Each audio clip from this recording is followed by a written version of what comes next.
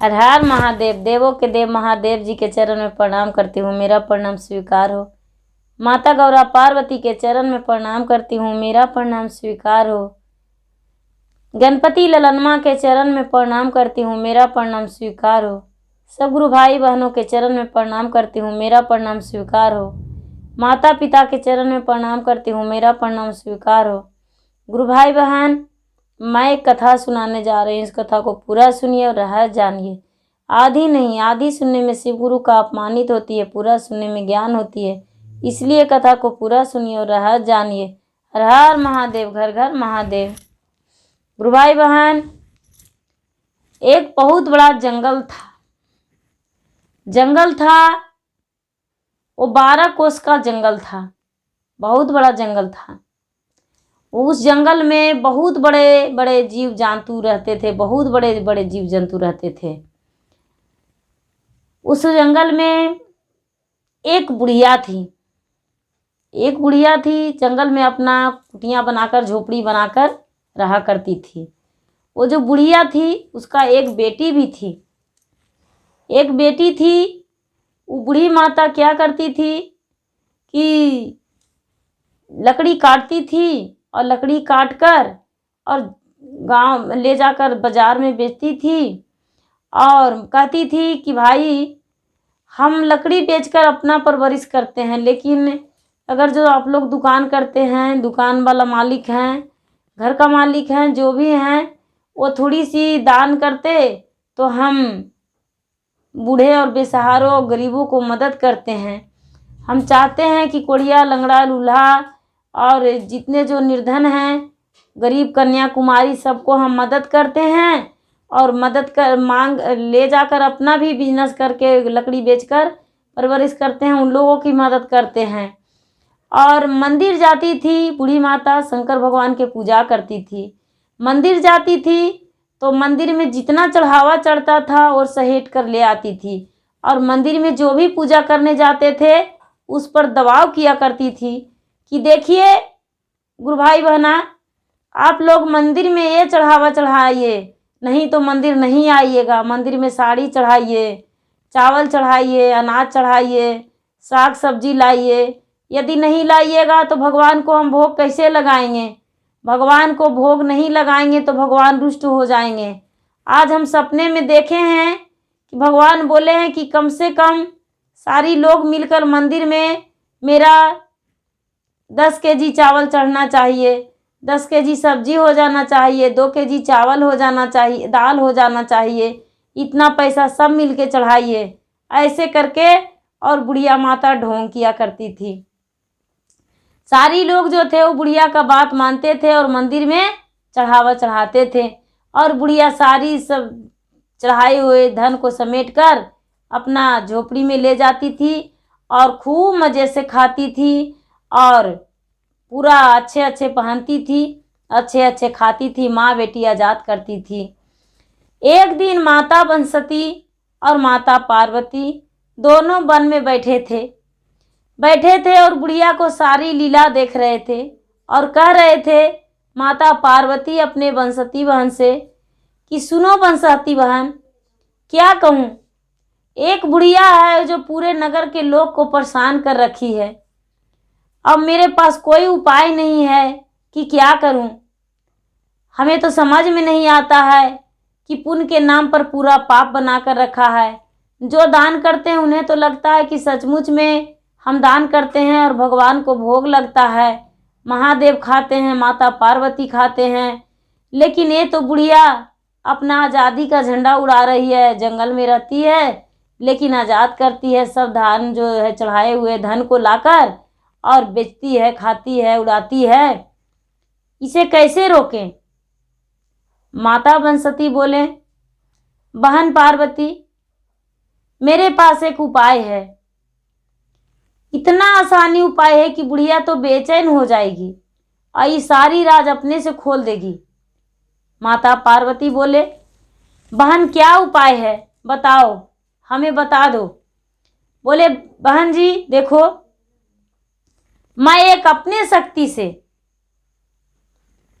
एक बच्चा बनाती हूँ, लड़की, और उस बच्चा को बुढ़िया के झोपड़ी कुटिया के पास धर लाएंगे, झोपड़ी के पास धर लाएंगे और बुढ़िया इस बच्चे को कितना ही मारना चाहेगी लेकिन बच्चा नहीं मरेगा। बुढ़िया को पोसना पड़ेगा तो बुढ़िया के पास उतना वक्त नहीं रहेगा और बुढ़िया ढोंग करना कम कर देगी और ये बच्चा जो है बुढ़िया को परेशान कर देगा। बोले ठीक है। एक क्या किए बंसती माता कि अपने शक्ति से एक बच्चा बनाए कन्या, एक दिन का कन्या, और एक लाल रंग का कपड़ा में लपेट के और उस बुढ़िया के झोपड़ी के आगे धर दिए। बुढ़िया को झोपड़ी के आगे धर दिए। ये बुढ़िया निकली, वो बच्चा पूरा हाँ हाँ चिल्ला रहा था, रो रहा था। सुबह हुआ, बुढ़िया निकली तो देख रही कि एक बच्चा फेंका हुआ है। एक क्या कि इधर उधर देख ली और बुढ़िया ने कलेजे पर उसका बच्चा को चढ़ गई। बुढ़िया कलेजे पर बच्चा को चढ़ गई, कचकचा के दोनों पैर लात दे दी, लेकिन बच्चा को कुछ नहीं हुआ। बच्चा थोड़ा सा भी आवाज नहीं किया बुढ़िया को चाकने से शरीर पर। और जब बुढ़िया उतरी तो सोची कि बच्चा मर गया होगा, लेकिन बच्चा और जोर से चिल्लाने लगा। उसका जो बेटी थी वह निकली, कर रही है कि माँ ये बच्चा कहाँ से लाई हो, इस बच्चे को मिट्टी में गाड़ दो। ये बोल रही है जीवित बच्चा है बेटी, इसको कैसे गाड़ दी, इसे तो मार भी रहे तब पर भी नहीं मर रही है। ये बच्ची, इसका बेटी जो थी वो भी जी जान धो के बच्चे को बहुत मारने का कोशिश की, बच्चा नहीं मरा, क्योंकि बच्चा तो प्राकृतिक का देन था। बच्चा तो प्राकृतिक का था तो बच्चा मर कैसे जाता। बच्चा नहीं मरा तो ये बुढ़िया क्या कि बच्चा को पोसने लगी कि चलो इसको पोस लेते हैं, पोस लेंगे तो नौकरानी बन जाएगी मेरे घर। बुढ़िया जब 1 साल पोसी बच्चा को, तो 1 साल होते होते बुढ़िया का बच्चा, जो लड़की जो थी, देखने में लगने लगा कि 5 साल का है। जैसे लगे कि बुढ़िया बच्चा बढ़ने का 1 जो तो बढ़े 2 जो, बढ़े का 2 जो तो बढ़े 4 जो, इतना जल्दी बड़ी हो गई, इतना जल्दी बड़ी हो गई कि बुढ़िया तो सोच भी नहीं रही थी कि इतना जल्दी बड़ा हो जाएगी। बुढ़िया को थोड़ा सा डिस्टर्ब हुआ पोसने में, थोड़ा सा इधर उधर जाती थी तो ध्यान लगा हुआ रहता था कि बच्चा को दूध नहीं पिलाए हैं, बच्चा को भोजन नहीं कराए हैं, बच्चा कैसे होगा। जब बच्चा बड़ी हो गई तो ये नौकरानी बनाकर बुढ़िया घर में रखने लगी। बुढ़िया जो थी बहुत काम करवाती थी बच्चे से, इस लड़की से बुढ़िया बहुत काम करवाती थी, घर के सारी काम करवाती थी। बुढ़िया जाती थी लकड़ी बेचने तो इसको भी साथ लेकर जाती थी। बुढ़िया जाती थी भीख मांगने तो इसे भी साथ लेकर जाती थी। बुढ़िया जाती थी मंदिर चढ़ावा चढ़वाने को लिए तो इसे भी साथ लेकर जाती थी। ये लड़की खुशी खुशी सगरो चल जाती थी, सगरो चल जाती थी। एक दिन का बात है कि ये बच्ची 7 साल का हो गई धीरे धीरे, तो बच्ची देखने में लगने लगी कि 10 साल और 12 साल का है। तो ये बुढ़िया बोली कि अरे सुनो, तुम्हें तो हम रोज खाना खिलाते हैं और अपने पास रखते हैं, तू तो मेरा बेटी नहीं है। ये लड़की बोली मुझे कोई पता नहीं, हम किसका बेटी हैं, तुम्हारे पास कैसे आए नहीं आए मुझे नहीं पता, लेकिन क्या कहना चाहते हैं वो मुझे बताइए। बोले सुनो, ऐसा है कि तुम मेरे लिए जाओ फूल ले आओ, कमल का फूल और रात रानी का फूल, और दिनों दिन लौट जाना। यदि दिनों दिन नहीं लौटेगी तो फिर तुम मेरे घर नहीं लौटना। बोले कि दिनों दिन लौट जाएंगे और नहीं तो नहीं लौटेंगे। बोले कि हाँ। बोले माँ, कमल का फूल कहाँ मिलेगा और रात रानी का फूल कहाँ मिलेगा? ये माघ का महीना है तो कमल का फूल कैसे मिलेगा और रात रानी का? बोले कि जाओ लेकर आओ, नहीं तो घर में नहीं रहने देंगे, तुम्हें मार काट के भर देंगे। बोले ठीक है। ये लड़की निकल दी घर से निकल दी और चलने लगी।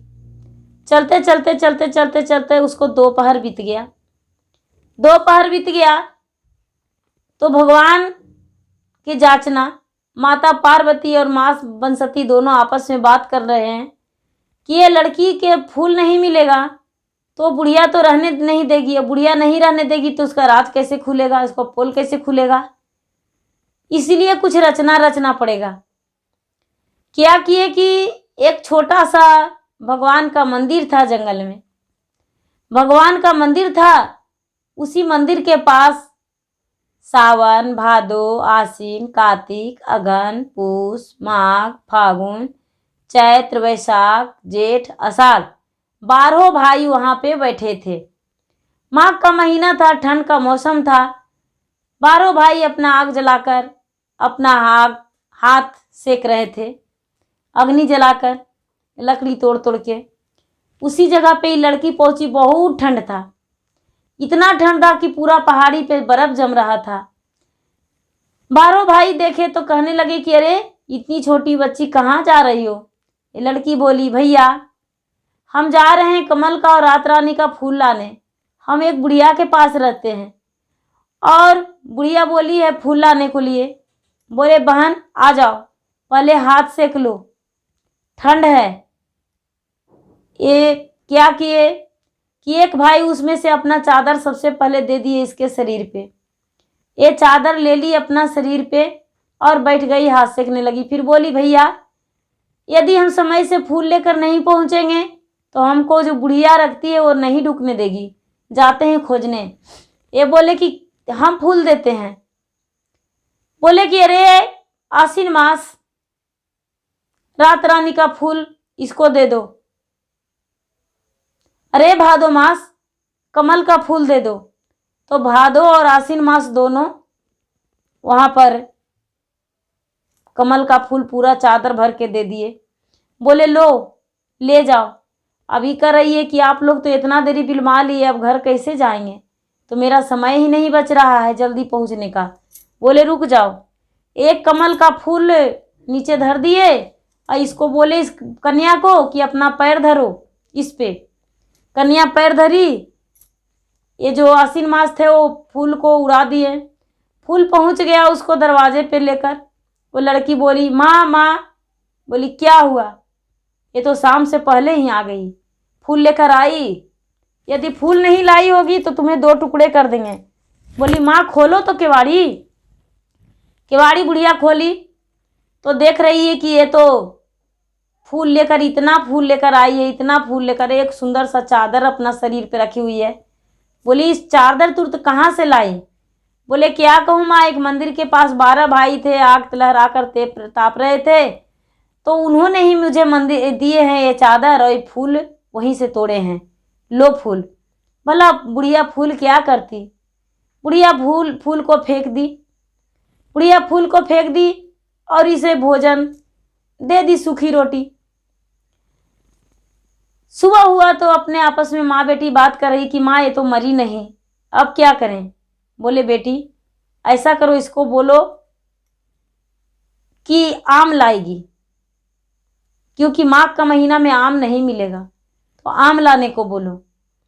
वो गए, वो बोली जाओ आम ले आओ टोकरी भर के, यदि आम नहीं लाओगी तो तुम्हें घर में रहने नहीं देंगे। बोली आम 2 टोकरी भर के तो नहीं लाएंगे, 2 लाएंगे। बोले नहीं टोकरी भर के लाना। ये लड़की फिर रोते बिलटते चली गई उसी के पास। फिर 12 भाई आग जला करते ताप रहे थे, हाथ को सेक रहे थे। फिर बोले कि फिर ही लड़की आ गई है। फिर 12 भाई वहां पर बैठे हुए थे। बोले कि क्या हुआ बहन।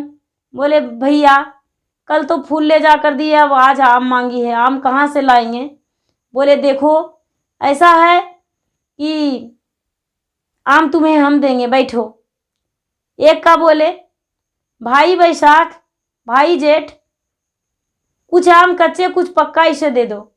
तो भाई वैशाख भाई जेठ चादर फैलाए, चादर में भर गया, इसे आम दे दिए। बोले जाओ लेकर जाओ। ये लड़की जो थी तो क्या करती थी कि 2 पत्थर पे अपना जल चढ़ाती थी और कहती थी हे भगवान हम आपको पूजा करते हैं, हम नाम नहीं जानते हैं लेकिन आपको हम पूजा करते हैं, आप मेरे हर दुख सुख में साथ दीजिएगा। ये लड़की गई तो फूल सबसे पहले उसी पत्थर पे धर दी थी और आम ले ली और आम ले जाकर उसी पत्थर पे चढ़ा दी। अपने माँ बुढ़िया को बोली, लो माँ मैं आम लेकर आया हूँ। बोली, इस सीजन में तू आम लेकर आ गई हो? तो हाँ। बुढ़िया देख रही है तो सचमुच में चादर भर के आम ले आई बच्ची। आम जब ले आई तो देखिए बुढ़िया पूरा ठेठा ठेठा खाई, पूरा पेट भर करके गब गब खाई माँ बेटी। और सुबह में बोली, अरे हम खुद से जाएंगे आम लाने के लिए, ये तो इतनी सी लाई है, चलो हम भी जाएंगे। माँ बेटी चल दी आम लाने को लिए। आम लाने को लिए चल दी तो चलते चलते चलते चलते उसी जगह पर पहुंची जहाँ पर 12 भाई थे। जहाँ पर 12 भाई थे वहीं पर बुढ़िया पहुंची। 12 भाई बोले, बूढ़ी माता आप कहाँ जा रहे हैं? लेकिन अरे तू बीच में मेरा रास्ते में टोकने वाले कौन हो?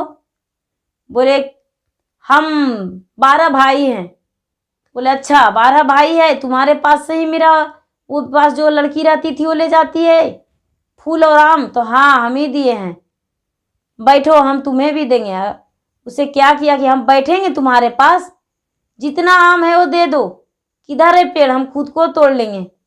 आम बता दिए 12 भाई कि देखो आम का पेड़ है, तोड़ लो। बुढ़िया जब तोड़ने गई तो जैसा ही आम का फल छुई, जैसा ही बुढ़िया राक्षिनी बन गई, क्योंकि मंदिर में के नाम पे पाप करती थी। दोनों माँ बेटी राक्षिनी बन गई और राक्षिनी बन गई और चिल्लाने लगी कि आहा, हमने तो भगवान का कोई कभी पूजा किया ही नहीं, हमने तो मंदिर जाते थे, चढ़ावा चढ़वाते थे, उठाकर लाते थे, उसको बेचते थे, खाते थे, बुनते थे, उससे राज करते थे, हम तो कोई पूजा किया ही नहीं। हम गांव गांव में पूरा मांगते थे और मांग मांग के हम भगवान के नाम पे और ये करते थे, वो करते थे, ऐसे करते थे, मौज करते थे। पूरा चिल्लाने लगी ऐसे कर कर के बुढ़िया, और अपना रूप पूरा पागलों की तरह राक्षिनी बन के दिखाने लगी। पूरा लोग ठगनी उसको नाम धर दिए और सारी लोग अपना गांव जवार से उसको निकाल दिए कि ये बुढ़िया राक्षिनी है, राक्षिनी है। पूरा जो भी उसको बोले वो खिखिया के उस पर दौड़ेगी राक्षिनी। वो जंगल में ही रहने लगी, पूरा बिलटने लगी। अब ये माता बनसती और पार्वती सोचते हैं कि इस कन्या को तो हम इसके पास रख दिए, कन्या तो बड़ी हो गई, अब इसका ठिकाना लगाना होगा। उसी रास्ते से एक राजकुमार जा रहा था, तो ये तो बहुत सुंदर कन्या थी, परी थी। राजकुमार को नजर पड़ गया इस कन्या पे, तो राजकुमार को नजर पड़ गया तो राजकुमार देखा तो मोहित होके कह रहा है कि आप मुझे पानी 1 लोटा पिला दीजिए, हमें बहुत जोरों से प्यास लगा है। ये लड़की बोली, कोई बात नहीं, हम पानी क्या खाना भी खिला देंगे, आइए बैठिए। खाना उसे बनाकर खिलाई। बोले वो लड़का, राजकुमार आपके घर में कौन रहते हैं? बोले, मेरे घर में कोई नहीं रहते हैं, मेरे माता पिता कोई नहीं है, हम एक अनाथ हैं। क्या कहना चाहते हैं? राजकुमार बोला, हम आपसे शादी करेंगे। ये लड़की बोली, तो मेरा कोई नहीं है, क्या आप मुझे स्वीकार करेंगे? राजकुमार बोला, हाँ हम स्वीकार कर लेंगे। इससे शादी कर लिया, शादी करके और अपना घर ले गया। अपना घर ले गया तो राजकुमार का माता पिता अंधी थे, उनका नेत्र जो से दिखता नहीं था। ये लड़की को दरवाजे पर जाते ही माता पिता का आंखों का रोशनी आ गया, माता पिता का आँख का रोशनी आ गया। दोनों देखने लगे कि मेरा बेटा और बहू दोनों द्वार लगे हैं। बड़े खुशी मिला कि मुझे तो दिखता ही नहीं था, लेकिन मेरा बहू दुहारी पे आई है तो मुझे दिखने लगा। और ये लड़की जब घर में गई तो पूरा अन्न धन भर गया उस घर में और किसी चीज़ का कमी नहीं रहा, सारी खुशियाँ उसके घर में भर गया। इसके माता पिता के रोशनी हो गया, घर में धन लक्ष्मी का प्रवेश हो गया और पूरा सुख शांति जीवन बीतने लगा। इसे बहुत प्यार करने लगे, घर में नौकर चाकर दुनियादारी पूरा सब कुछ हो गया। इसके जो सास ससुर थे वो बहुत प्यार करने लगे और ये लड़की खुशी जीवन अपने पति के साथ बिताने लगी। और बुढ़िया एक पागल और राक्षिनी बनकर जंगल में भटक भटक के रहने लगी। जिस तरह से उसे रहना चाहिए उसी प्रकार वो रहने लगी। गुरु भाई बहना, भगवान को भक्ति करो तो सच्चे मन से, हृदय से, ढोंग से नहीं, ठग के नहीं। मुझे जल ही हो तो जल ही चढ़ाएंगे भगवान के पास। मिश्री नहीं रहेगा तो मिश्री लेकर नहीं जाएंगे, जल लेकर ही जाएंगे। सच्चे हृदय से भगवान के पास जाएंगे तो भगवान मुझे स्वीकार लेंगे। यदि मन में कपट लेकर और भगवान के लिए भोग लेकर जाएंगे पूरे प्रात में भर के, तो भगवान नहीं स्वीकारेंगे। गुरु भाई बहना, मेरा वीडियो अच्छा लगे तो इसे लाइक कीजिए, शेयर कीजिए, सब्सक्राइब कीजिए। धन्यवाद। हर हर महादेव, घर घर महादेव।